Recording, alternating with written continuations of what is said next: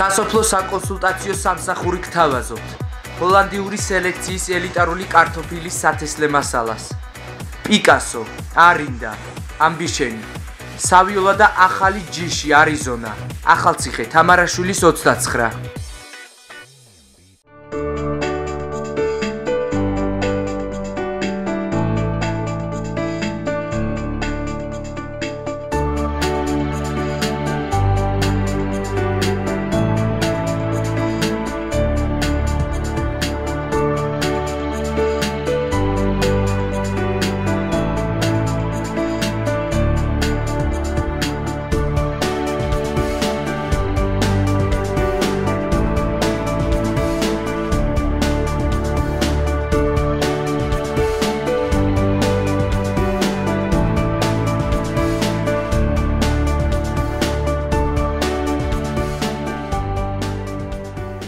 მოგესალმებით, დღეს ორშაბათია და ეთერშია სამხრეთის კარიბჭეს გადაცემა მეურნე. მე კი მისი წამყვანი თამარ თოთაძე ვარ. სოფლის მეურნეობის სამინისტრო სამცხე-ჯავახეთის რეგიონულ სამმართველოს ახალი უფროსი ჰყავს. ამ პოსტზე ზაზა ხუციშვილი არასამთავრობო სექტორიდან წასულმა ნანა ზუბაშვილმა შეცვალა. ზუბაშვილი თანამდებობაზე კონკურსის წესით დაინიშნა. ასევე კონკურსის წესით შეირჩა უფროსის მოადგილე მამუკა თამარაძე, რომელიც მანამდეც მუშაობდა ამ თანამდებობაზე. რატომ გახდა საჭირო რეგიონულ სამმართველოში კონკურსის გამოცხადება? როგორ იწყებს მუშაობას თანამდებობაზე არასამთავრობო სექტორიდან წასული ნანა ზუბაშვილი? რა პროექტებს განახორციელებს რეგიონული სამმართველო და როგორია ახალი უფროსის სამომავლო გეგმები? ამ თემებზე სასაუბროთ დღეს ჩვენ სტუმრად მოვიწვიეთ სამცხე-ჯავახეთის რეგიონული სამმართველოს ახალი უფროსი ქალბატონი ნანა ზუბაშვილი და მისი მოადგილე მამუკა თამარაძე. მოგესალმებით, დიდი მადლობა სტუდიაში მობრძანებისთვის. ბატონო მამუკა, თქვენ აღნიშნულ სამსახურში მანამდეც მუშაობდით და თუ შეიძლება განუმარტეთ მაყურებელს, რატომ გახდა საჭირო კონკურსის გამოცხადება? მოგახსენებთ, ჩვენი სამსახური ადრე იყო ახალციხის მუნიციპალიტეტის საინფორმაციო საკონსულტაციო სამსახური. მუნიციპალური მასშტაბებისა იყო, შემდეგ თვითონ სამინისტრომ მოახდინა ასეთი რეორგანიზაცია, მოხდა რეგიონებში, მარტო ახალციხეში არა, სხვადასხვა რეგიონებში რეგიონალური სამსახურების შექმნა, სამმართველოების შექმნა. იურიდიულად ეს მუნიციპალიტეტის სამსახური ლიკვიდაცია მოხდა და შექმნა ახალი სამსახური და საჯარო კანონმდებლობიდან გამომდინარე სავალდებულოც იყო, დანიშნულები ვიყავით დროებით მოვალეობის შემსრულებლად, მე და ბატონი ზაზა. და შემდეგ 3 თვის განმავლობაში ჩატარდა როგორც კანონმდებლობა მოითხოვს კონკურსი და კონკურსის შედეგად დავინიშნეთ ქალბატონი ნანა და მე. ქალბატონო ნანა, თქვენ მანამდე მუშაობდით არასამთავრობო სექტორში. რატომ გადაწყვიტეთ არასამთავრობოს დატოვება და როდის დაინიშნეთ ახალ თანამდებობაზე? თანამდებობაზე, როგორც თქვენ აღნიშნეთ, იყო გამოცხადებული კონკურსი. შევიტანეთ, ესე ვთქვათ, ჩვენი ავტობიოგრაფია და ასევე გამოცდილების შესახებ, დაინიშნა 2 გასაუბრება და შემდგომ უკვე მოხდა დანიშნა 20 აპრილს. ანუ 20 აპრილიდან იყო ბრძანება. საკმაოდ მინდა გითხრათ, რომ საკმაოდ რთულად ჩატარდა გასაუბრებები, იმიტომ რომ 2 გასაუბრება გავიარეთ და შესაბამისად მე მცირე კანდიდატებიდან ასევე მეორე გასაუბრება ჩატარდა და მოხდა 20 აპრილს ჩემი დანიშვნა. არასამთავრობო სექტორიდან, იმიტომ რომ ჯერთი ჩემთვის საინტერესო იყო უკვე დგება პერიოდი, როცა შეგიძლია დაუშვათ არა ამბიციურად შემიძლია ვთქვა, რომ რაღაცა გამოცდილება გროვდება, როცა შეგიძლია შენი გამოცდილება და პრაქტიკული უნარჩვევები უკვე გადაიტანო უფრო მასშტაბურ პროექტებზე. ამ შემთხვევაში მე კი მქონდა გამოცდილება, ასევე ნამუშევარი ვარ გაეროს განვითარების პროგრამაშიც, ასევე რეგიონული განვითარების და ქია საერთაშორისოში უკვე წლებია იქ მუშაობ, მაგრამ ამდენად გადაწყვეტილების მიმღები ის, რომ უფრო ძირეული პროგრამები მიიტანო ხალხამდე და განახორციელო ეს პროექტები, ამას იძლევა სამთავრობო პროექტები. თვითონაც ალბათ დაინტერესდნენ უფრო ჩემი პრაქტიკული უნარჩვევებით და რა გამოცდილება და რა პროექტები ქონდა სამცხე-ჯავახეთში. ჩვენ ფაქტიურად მოვიცავდით და ძალიან ყველა მუნიციპალიტეტში ქონდა ყოველთვის რაღაცა განხორციელებული და ამდენად ალბათ ამ ჩემ გამოცდილებამ გადაწყვიტა ის, რომ დავუშვათ მე სამუშაო დამეწყო ამ პოზიციაზე. ბატონო მამუკა, ამ ეტაპზე რა პროგრამები მიმდინარეობს სამმართველოში? 4 პროექტია, ასე ვთქვათ, პირველზე ჩვენ მქონდა უკვე გადაცემა მცირემიწიან ფერმერთა საგაზაფხულო სამუშაოების ხელშეწყობის პროექტი, მეორე არის ახალი დაწყებული და მაგაზიც მაშინ გაკვრით თქვით დანერგი მომავალი, ეს მეხილეობის განვითარებას ეხება.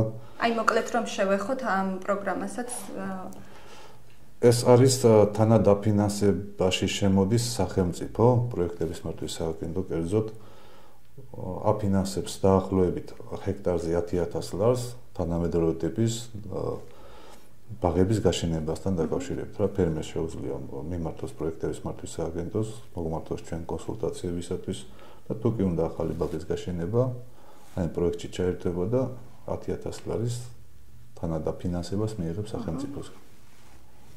თვითონ დეტალები ძალიან ისეთია, რომ ერთ გადაცემაში ვერ ვიტყვი, მაგრამ სრულელებს შეუძლიათ მოვიდნენ, გავაცნოთ ყველაფერს. სრულელები ძალიან როიცოდენ. მესამე არის აგროდაზღვევის პროექტი, შეღავათიანი აგროდაზღვევა. აქაც სახელმწიფო შემოდის დაზღვევის გადასახადში ფერმერთან. სახელმწიფო იხდის სადაზღვევ კომპანიებში ფერმერის გადასახადი თანხის გარკვეულ ნაწილს 60%-ს კერძოდ ზოგჯერ 40%-ს. და მეოთხე შეღავათიანი აგროკრედიტები. მაგაზეც მე მგონი ქონდა ჩვენ საუბარი, აქაც სერიოზული პროექტია, სერიოზული შედეგებიც არის. ზოგადად ეს 4 პროექტია, რასაც დღესდღეობით სამინისტრო ახორციელებს. ქალბატონო ნანა, თუ გაიცანით უკვე მუშაობის სტრუქტურას და როგორია თქვენი სამომავლო გეგმები? კი, რა თქმა უნდა, მე გავეცანი ჩვენ მიმართულებებს, ანუ რა კუთხით შეიძლება და რა კუთხით უნდა ვიმუშაოთ. გარდა იმისა, რომ ჩვენ ვახორციელებთ სამინისტროს ქვეშ დაქვემდებარებულ პროექტებს, თვითონ სამმართველოსაც აქვს გარკვეული ფუნქცია მოვალეობები. და ეს ფუნქცია მოვალეობები მოიცავს საინვესტიციო პაკეტების შემუშავებას აგრარული კუთხით დაინტერესებული ინვესტორებისათვის, ასევე განვითარების გეგმის იმ ნაწილის სრულყოფას, რაც მოიცავს აგრარულ სექტორს, ამდენად ჩვენ ძალიან მჭიდროდ უნდა ვითანამშრომლოთ რეგიონის განვითარების, ანუ სამხარეო ადმინისტრაციას და რომელსაც შემუშავებული აქვს რეგიონის განვითარების გეგმა, რა თქმა უნდა, ჩვენ აგრარული კუთხით ჩავერთვებით. გარდა ამისა, ჩვენი სამსახურის უფლება-მოვალეობებში შედის ასევე საკონსულტაციების გაწევა და კოოპერატივების ხელშეწყობა. და მე მინდა გითხრათ, რომ აი სწორედ დღეს ვაკეთებდით, ესე ვთქვათ, ანგარიშში, ყოველთვიურ ანგარიშს და თვეში დაახლოებით თვითონ მუნიციპალიტეტიდან რო ავიღოთ, დაახლოებით 50-60-მდე მეტი ფერმერი საჭიროებს, ესე ვთქვათ, მეტიც შეიძლება ითქვას, კონსულტაციებს სხვადასხვა საკითხზე. ეს არის მემცენარეობა, ვეტერინარიის კუთხით, არის კოოპერატივების კუთხით და თუნდაც მამუკამ რაც აღნიშნა პროექტების კუთხით, ეს აგროდაზღვევას ეხება, მეწარმეობას თუ ასე შემდეგ. ამდენად კიდევ ჩვენი მოვალეობაა ასევე სტატისტიკური მასალის დამუშავება აგრარულ სექტორში, რაც მიმდინარეობს, ამიტომ ჩვენ ჩავატარეთ ერთი შეხვედრა სამინისტროს ქვეშ და მოქცეული უწყებებთან, ეს იყო სურსათის ეროვნული სააგენტო, იყო ლაბორატორია და მექანიზაცია, ასევე საირიგაციო სისტემებთან.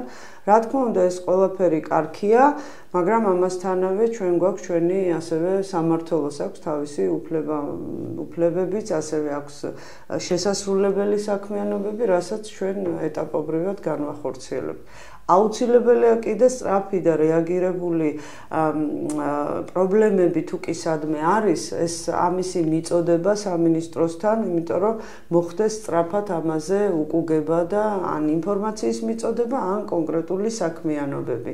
რაც ეხება მაგალითად ძალიან სწრაფად ხდება ხოლმე და უნდა მოხდეს ვეტერინარიის კუთხით, ხო, ან დაავადებებზე, იგივე მემცენარეობებზე, კატასტროფებს, სხვათა შორის სტიქიური მოვლენებით შემოვიდა ჩვენი სამმართველოს, ესე ვთქვათ, ფუნქციებში, რომ ჩვენ მოვახდინოთ სწრაფი ინფორმაციის მიწოდება და შემდგომი რეაგირება, რა თქმა უნდა. რაც შეეხება კოოპერატივებს, როგორც ვიცი, ყველაზე მეტი კოოპერატივი სამცხე-ჯავახეთში დარეგისტრირდა. რამდენად ხშირად გაკითხავენ აი კოოპერატივის შექმნაზე? სამცხე-ჯავახეთში და მე დავაკონკრეტებ სამცხე-ჯავახეთიდან ყველაზე მეტი ახალციხის რაიონში, მეგონი 50-ზე ავედით უკვე. თითქმის ყოველდღიურად მოდიან კოოპერატივებზე, ძალიან დაინტერესებულია მოსახლეობა. მაქსიმალურად ვცდილობთ, რომ აუხსნათ რა არის კოოპერატივი, იმისი არსი და ხშირ შემთხვევაში აკეთებენ. ბევრი არიან ისეთები, რომელსაც არ მოწონს ის პირობები და ეს რაღაც გარკვეული ვალდებულებებიც არსებობს იმ კოოპერატივებში. მაგრამ უმეტესობა აკეთებს რა, უმეტესობა ქმნიან კოოპერატივებს. გარდა ამისა, ყველაზე აქტუალური თემაა ალბათ ბარათების დარიგება და ეს დარიგების პროცესი. ამ ეტაპზე რა მდგომარეობა, სრულად დარიგდა უკვე ბარათები და რამდენად იყო საკმარისი ის ტექნიკა, რომელიც შპს მექანიზატორს გააჩნია? ტექნიკა შეიძლება არ იყოს საკმარისი, მაგრამ ყოველ შემთხვევაში რაიმე სერიოზული პრობლემა არ ყოფილა ისე, რომ აი ტექნიკის უქონლობის გამო სადმე საქმე შეთანხმებული ყველამ სერიოზული არ ყოფილა რა. გადანაწილება მოხდა შპს მექანიზატორის კოორდინაციაში ვიყავით ჩვენ, შპს მექანიზატორი გამგეობა ადგილობრივი, ასე რომ ყველაფერი ეფექტურად ჩატარდა, ასე ვთქვათ, კონდა ეფექტი გარკვეული. დავამატებ კოოპერატივებზე თუ შესაძლებელია. რა არის იცი, მე მინდა ფერმერებს პირდაპირ უთხრა, რომ კოოპერატივის დარეგისტრირება არ არის მხოლოდ, აი ხა ძალიან ბუმი არის, მაგალითად იგივე მოтобლოკების რახან რიგდება სამინისტროს მიერ. ანუ მე მაგონებს ეს როცა რეგისტრირდებოდა არასამთავრობო ორგანიზაციები მასშტაბურად. ყველა ფერმერს ჩვენ უხსნით და ზუსტად ეს არის ჩვენი ფუნქციაც, რომ კოოპერატივი არ არის მხოლოდ ერთჯერადი მოтобლოკის გაცემა. ეს არის ყალიბდება იურიდიული სამსახური, ჩვეულებრივი იურიდიული წარმონაქმნი, რომელსაც აქვს თავისი ვალდებულებები და აუცილებლად დაჭირდებათ მათ საგადასახადოსთან ურთიერთობა და სხვათა შორის უახლოეს პერიოდში სამინისტრო გეგმავს ტრენინგების ჩატარებას სწორედ ამ კუთხით, როგორი საგადასახადო და ბუღალტრული აღრიცხვა უნდა აწარმოოს, იმიტომ რომ არ იგრძნონ თავი, რომ ეს შექმნა და დამთავრდა. ფერმერმა უნდა იცოდეს, რისთვის შეიქმნა. მე ასევე ფერმერებს ვეტყვი, რომ თუ ისინი ერთიანდებიან, ეს არის როგორ გითხრათ, ეს არის ინტელექტუალური ნაწილი, რომელიც გულისხმობს, რომ კოოპერატივის შექმნან არა იმიტომ, რომ ერთჯერადად მიიღონ რაღაც დახმარება, არამედ მათ იზრუნონ სამომავლო განვითარებისთვის. ამიტომ ჩვენ ვაკავშირებთ ამ კოოპერატივებს და ასევე დავაკავშირებთ პროექტების მართვის სააგენტოსთან, აი დანერგე მომავალთან, რომელიც ასევე ჩვენ გვაქვს გეგმაში, რომ სხვადასხვა დონორ ორგანიზაციებს დავაკავშიროთ და უბრალოდ ვეუბნები, რომ მათ არ იფიქრონ, გაიხედონ მომავლისკენ, იმიტომ რომ კოოპერატივი არ ნიშნავს მხოლოდ ერთჯერად გრანტის მოპოვებას, ერთჯერად დახმარებას. ეს ნიშნავს საკმაოდ პასუხისმგებლიან ორგანიზაციის ჩამოყალიბებას, რომელშიც გადანაწილდება ფუნქციები, რისთვის იქმნება კოოპერატივები, ხო?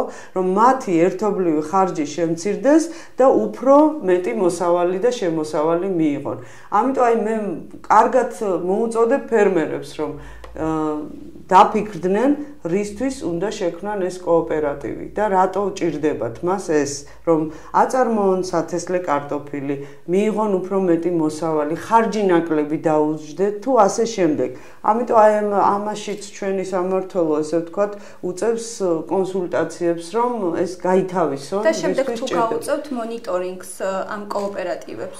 კოოპერატივებს მონიტორინგს ჩვენ რა თქმა უნდა ვაკვირდებით მათ საქმიანობას და ინფორმაციას მივაწვდით სამინისტროს, მაგრამ არსებობს კოოპერატივების მართვის სააგენტო და მათთან არსებული მონიტორინგის და შეფასების სამსახური, რომელიც უშუალოზე დამხედველობას უწევს აი ამ კოოპერატივების შემდგომ საქმიანობას. რა თქმა უნდა, კოოპერირებთ ჩვენ ამ სააგენტოსთან და შესაბამისად ის ანგარიშებიც გვექნება, რასაც ეს მონიტორინგის სამსახური დადებს. ერთ-ერთი სამსახური, რომელთანაც თქვენი სამმართველო თანამშრომლობს, არის ახალციხის დიაგნოსტიკური ლაბორატორია. აი, რამდენად მნიშვნელოვანია ფერმერებისთვის აღნიშნული სამსახურის არსებობა და რატომ უნდა მიმართოს ლაბორატორიას ფერმერმა? ძალიან ისეთი სერიოზული თემა. მაგის მნიშვნელობაზე მე მგონი უკვე ვინც კი სერიოზული ფერმერია, უმეტესობა ვინც კი რძის პროდუქტების გადამუშავებას აწარმოებს, უკვე დარწმუნდა. დიახ. ფაქტიურად დღესდღეობით ჩვენი რეგიონი და ალბათ მთელი საქართველოს ძალიან ბევრია ესეთი არაკეთილსაიმედო ზონათა არის მიჩნეული. აი მაგალითად ბრუცელიოზზე ბევრი ფაქტია და გარკვეულ დაავადებებზე. ამ ბაზარში ნაყიდი ყველით შეიძლება ძალიან ბევრი ადამიანი დაავადდეს უბრალოდ ბრუცელიოზით, იმიტომ რომ არ არის გასინჯული, ხო? და ის ფერმერები, ვინც უკვე საწარმოები აქვს შექმნილი და ესეთი გადამახშავებას ეწევიან და ცოტა ჩამოყალიბდნენ როგორც ნამდვილად ნორმალურ ფერმერებად, თითქმის უყოლას უშუალო კონტაქტი აქვს ამ ლაბორატორიასთან. აქ მარტო ცხოველიდან ადამიანზე გადამდები დაავადებებზე და რაღაც ესეთ პრობლემებზე არ არის. ეს ლაბორატორია ასევე ნებისმიერ ნახევარფაბრიკატებს ამოწმებს. თან მინდა გითხრათ, რომ ISO სერტიფიკატი აქვს დაღებული და ევრო სტანდარტებზე მუშაობენ. წყლის შემოწმება შესაძლებელი აქვს. არ არის მაინც სოფლის მეურნეობის კუთხით, ან მუნიციპალიტეტს ბაღებს და ესეთი პრობლემები რო იყოს, შეუძლია თავისუფლად შემოწმონ წყალიც. ნახევარფაბრიკატები და ძალიან ბევრი სფერო აქვს ამ ლაბორატორიას. ერთადერთი არის ჩვენ რეგიონში ტერიტორიული სიშორე, ნინოწმინდაში და ახალქალაქში არის პრობლემა. ახალციხეშია ეს ლაბორატორია ტერიტორიული. ახალციხეში კი არა, სამი ასეთი დონის სამი ლაბორატორია თბილისში, ქუთაისში მე მგონი და ახალციხეში. ძალიან სერიოზული მასშტაბების და სერიოზული სტანდარტების ის არის ლაბორატორია. ტერიტორიული ეს რაღაცნაირად თვითონ უნდა ალბათ მუნიციპალიტეტებიც უნდა ჩაერთნონ ამ ამბავში. არსებობს კიდევ სახელმწიფო პროექტები, მაგალითად ბურცელიოზზე სინჯის აღება, შაშან 10,000 სინჯია იღეს, როდესაც უკვე იწყება ესეთი რაღაცები, ეს პროექტები. ასე რომ ნელ-ნელა მე მგონი ამ ლაბორატორიის გამოყენება და მისი ლაბორატორიის სარგებლობა მე მგონი უფრო აქტიურად დაიწყება. ჩვენ ევროკავშირთან ასოცირების ხელშეკრულების ფარგლებში გარკვეული ვალდებულებები უნდა შევასრულოთ. ერთ-ერთი არის სწორედ რძის პროდუქტებზე უნდა გამკაცრდეს რეალიზაციაზე უნდა გამკაცრდეს კონტროლი. და ითქვე როგორ თანამშრომლობთ სურსათის ეროვნულ სააგენტოსთან და რამდენად მნიშვნელოვანია ეს ფაქტი ფერმერებისთვის. მჭიდრო თანამშრომლობა გვექნება, რა თქმა უნდა, იმიტომ რომ იგივე რო გავიდეს ჯერ ერთი შიდა ბაზრის მოხმარებისთვისაც უკვე აუცილებელი ხდება, ხო? მყიდველის მენტალიტეტი ნელ-ნელა ყალიბდება იქითკენ, რომ მოხდეს შემოწმებული პროდუქციის შესყიდვა. ეხლა მეც რო ვიყოს სიტყვაზე უკვე ჩვევაში გადამივა ის, რომ აუცილებლად იყოს ესეთი პროდუქტი შემოწმებული. მით უმეტეს, როცა პროდუქტი უნდა გავიდეს საზღვრებს გარეთ და მოხდეს ამ პროდუქციის ექსპორტი, არც ერთი სახელმწიფო არ ჩაიბარებს ამ პროდუქტს და შესყიდვა არ მოხდება, რა თქმა უნდა, სერტიფიკატის გარეშე. ჩვენ გვაქვს ამის მაგალითები, ჩვენ როცა ავახდენ სხვადასხვა პროდუქციის შესყიდვას, ასე ვთქვათ, იგივე სათესლე კარტოფილის, ხო, რაღაც. აუცილებლად მოსდევს მას სერტიფიკატი, რომელიც ადასტურებს, რომ ეს არის ნამდვილად შემოწმებული, აუცილებლად ესეთი ჯანსაღი პროდუქტი. გარდა ამისა, მე აი სწორედ მამუკას იმას განვავრცობ აზრს, რომ თითოეული მსხვილი ფერმერები ამას მიხვდნენ უკვე, რძის მწარმოებელი და რძის პროდუქტების მწარმოებელი. მე თუ მინდა რომ გავასაღო ჩემი პროდუქტი, აუცილებლად იგივე ლაბორატორიას უნდა მივმართო. მართალია, შეიძლება მე რესურსი არ მაქვს და მსხვილი და საშუალო მეწარმე ვერ ხვდები, იმიტომ რომ ამისთვის ელემენტარულად საჭიროა რომ მე მქონდეს საწარმო, ISO სერტიფიკატი ან HACCP, მაგრამ ეს არის საკმაოდ ძვირი ამ ეტაპზე. ამიტომ ევროპის ასოცირების ხელშეკრულებაში არის პუნქტები, რომელიც მე როგორც ფიზიკურ პირს შემიძლია დაუშვათ ფერმერი, რომელიც ვაწარმოებ ყველს, უბრალოდ მივიდე, აი სწორედ ლაბორატორიას იმიტომ უწევთ ჩვენ და გავუწევთ ალბათ პოპულარიზაციას, რომ მე როცა მაქვს ჩვეულებრივად ის ცნობა, რომ ჩემი ყველი დაუშვათ მესმის, რომ ეს არ მოხდება ერთჯერადად, ხო, ეს არის პერმანენტული, მაგრამ თუნდაც იგივე რძის შემკრები პუნქტები, რომელიც არის დღესდღეობით დეფიციტი, რძის შემკრებ პუნქტებს შეიძლება დაევალოს სწორედ ამ რძის შემოწმება, ესე ვთქვათ და აქედან წარმოებული ყველი და მაწონი თუ სხვადასხვა რძის პროდუქტი იყოს უკვე მისაღები ჩვენთვის. აი ჩვენ მე გეტყვით ერთ მაგალითს, ჩვენ როგორც არასამთავრობო ორგანიზაცია უწყობდით და ეს ასევე სამთავრობო სტრუქტურაში ჩვენ სამმართველოში რომ მარკეტინგშიც შეუწყოთ ხელი ფერმერებს, ხო? ჩვენ წინა წელს გვინდოდა მაგალითად რამოდენიმე ტონა ყველის გატანა საზღვარგარეთ. ძირითადად იყო აქ ახლო საზღვარგარეთი, ანუ მეზობელ ქვეყნებში, ხო? როცა მოვითხოვეთ რომ ქონოდათ რაოდენობა იყო არასაკმარისი, ხო? ეს ვაგონით უნდა გავიდეს. ამდენად დაგვიდგა სწორედ ეს პრობლემა, რომ ნახეთ მეწარმეებს კი ქონდათ მეტნაკლებად და თუმცა ნინოწმინდაში და ახალქალაქში და სხვილ მეწარმეების უმეტესობას ესეც არ აქვს ჯერჯერობით. ანუ ეხლა იწყებენ ამაზე ფიქს, რომ ISO ქონდეთ, მაგრამ მე ვეტყვი, რომ იგივე ჩვენი ლაბორატორიაც რაც არის ახალციხეში, ჯერჯერობით თუ მათ თანხები არ აქვთ, რომ ISO აწარმოონ, ან HACCP, ამიტომ ჯობია რომ მიმართონ ლაბორატორიას, რომელიც იურიდიულად სწორ ცნობას მისცემს, რამდენად ეს პროდუქტი არის დაავადებული, არა ნიმუშს იღებენ და გასცემენ. ამდენად შეეძლებათ მათ უკვე რაღაცა მარკეტინგის შეწყობის, ხელშეწყობის ფარგლებში იმ რაოდენობაში მოხდნენ, სადაც შეიძლება უკვე გატანაზე ფიქრი. თუნდაც ახლო მეზობელ ქვეყნებში. კიდევ ერთი პრობლემა ჩვენი რეგიონისთვის ალბათ სარწყავი სისტემა, რომელიც მუნიციპალიტეტების ბალანსია და როგორ აპირებთ აი მუნიციპალიტეტებთან თანამშრომლობას და აი ამ პრობლემის მოგვარებას. ჩვენ კი საკმაოდ დიდი პრობლემაა, იმიტომ რომ თუნდაც თითო სოფელში არის რამოდენიმე არხი ხოლმე სარწყავი და მთელ მასებს არ მოიცავს.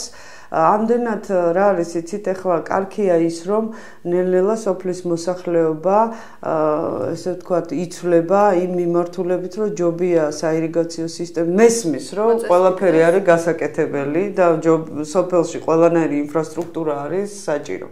მაგრამ როცა ახლა მე მაგალითად ჩვენი სამმართველო ახლა გამოითხოვს ინფორმაციას მუნიციპალიტეტებიდან, რამდენი საირიგაციო სისტემა კეთდება სოფლის დახმარების პროგრამით.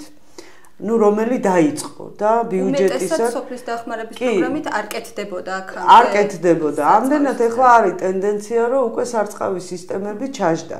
ახლა ჩვენ გვინდა რომ ამ ეს ინფორმაცია გამოვითხოვოთ, რამდენი კეთდება უკვე სოფლის დახმარების პროგრამით.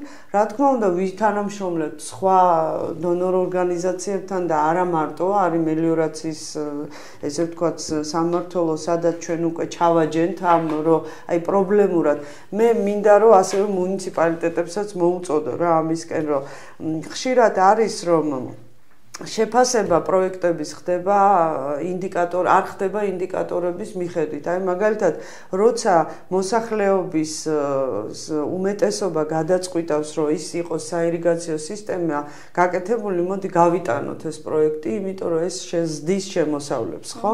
ამდენად ჩვენც რა თქმა უნდა ხელშეუწყობთ მუნიციპალიტეტს, რომ მაქსიმალურად მეტი პროექტი იყოს ამ მხრივ დაფინანსებული. მაგრამ ამასთანავე ფერმერებსაც მოუწოდებ, როცა ის საკუთრებაში გადადის, ერთია, როცა სამელიორაციო სამსახურს ეკუთვნის ეს და მის ბალანსზე ჯდება, რა თქმა უნდა, ის ვალდებულებას იღებს, რომ გაწმენდითი სამუშაოები ჩაატაროს და კონტროლი გაუწიოს. ამასთანავე პრობლემა დგება, მე მესმის დღევანდელი სოციალური ფონი, რომ ის ვერ იხდის და გადასახადებია, როცა დგება ლაპარაკი იგივე აი მაგალითად სატუმ სადგურებზე. მაგრამ როცა არის თვითდინებადი არხი და მუნიციპალიტეტის ბალანსია, მუნიციპალიტეტი ხშირ შემთხვევაში აი უკვე უნდა აკონტროლებდეს შემდგომზად არის თუ არა ეს საირიგაციო სისტემა. რა ხდება, იცით, დღეს გაკეთდა, უკვე სეზონზე მჭირდება, ხვალ მეორე თანხა რო არ დაიხარჯოს ამისთვის, იმიტომ რომ ელემენტარული გაწმენდითი სამუშაოები ჭირდება. სოფელმაც უნდა აიღოს ეს თავზე, რომ აი მაგალითად ის კილომეტრიალი ზოლი გაწმინდოს თავისი სახსრებით. ან აქ უკვე უნდა აუცილებლად აქტიურად ჩაერთოს სოფლის რწმუნებული, რომელიც ამ პრობლემას მიაწვდის დროულად მუნიციპალიტეტს, რომ დროულად მოხდეს ამ რაღაც პრობლემების მოგვარება. რა თქმა უნდა. ინფორმაციისათვის დავამატებ, რომ არსებობს ასეთი სახელმწიფო კომპანია, საქართველოს გაერთიანებული სისტემების კომპანია, სამცხე-ჯავახეთის სისტემური სამმართველოს აქვს მას. შარშან გააკეთა ერთი სერიოზული პროექტი ნინოწმინდაში, სადაც 2000 ჰექტარზე მეტი ირწყვება იმ პროექტით. წელს დამთავრდება ახალქალაქში არმალო მურჯახეთის პროექტი, სადაც სერიოზული 1700 ჰექტარია მე მგონი.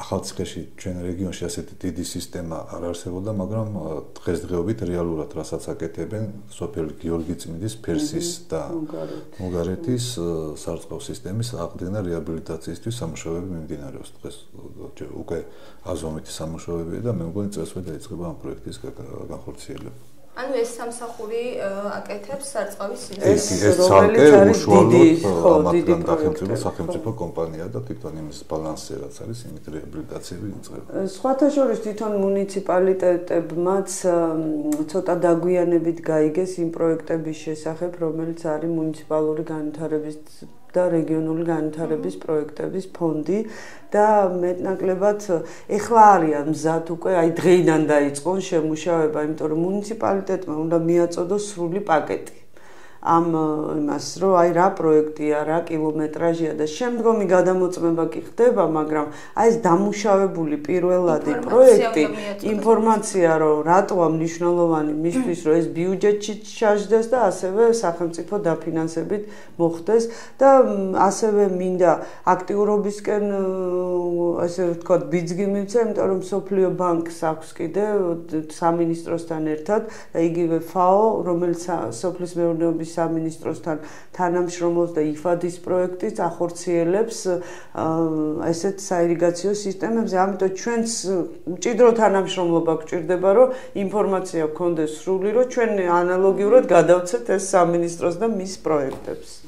კარგი, ძალიან დიდი მადლობა სტუდიაში მობრძანებისთვის.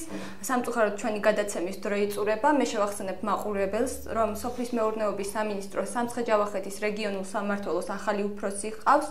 ამ თანამდებობაზე ნანა ზუბაშვილმა ზაზა ხუციშვილი შეცვალა, რომელიც კონკურსის წესით შეირჩა, ასევე კონკურსის წესით შეირჩა მისი მოადგილე მამუკა თამარაძე. რეგიონული სამმართველოს ახალი უფროსი და მისი მოადგილე დღეს ჩვენ სტუდიაში მიმდინარე პროგრამებზე საუბრობდნენ. მე მაყურებელს ორი კვირით ვემშვიდობები, ორი კვირის შემდეგ ახალი თემებით და ახალი სტუმრებით დაგიბრუნდებით.